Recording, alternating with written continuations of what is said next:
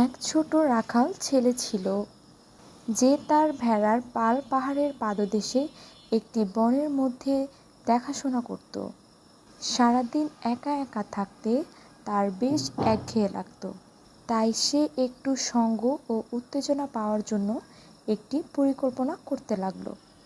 সে গ্রামে দৌড় দিয়ে চিৎকার করে বলতে লাগলো, নেকড়ে নেকড়ে, এবং গ্রামবাসীরা তাকে সাহায্য করতে দৌড়ে এলো।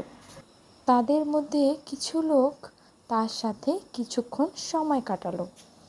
এটি ছেলেটিকে খুব খুশি করলো। তারপর ছেলেটি আবার কিছুদিন পরে সেই একই কৌশল অবলম্বন করতে লাগলো এবং আবারও গ্রামবাসীরা ছুটে এলো। কিন্তু কিছুদিন পর সত্যি সত্যি বনের মধ্যে এক নেকড়ে এসে তার ভেড়াগুলোকে ভয় দেখাতে শুরু করলো এবং ছেলে অবশ্যই আগের থেকে আরও বেশি জোরে চিৎকার করলো, নেকড়ে নেকড়ে। কিন্তু এবার গ্রামবাসীরা, যারা আগে দুবার ঠকে গেছিল, ভাবলো ছেলেটি তাদের আবার ধোঁকা দিচ্ছে এবং কেউ তার সাহায্য করতে এলো না। আর এদিকে নেকড়ে খুব ভালোভাবে তার ভেড়াগুলোকে খেয়ে নিল।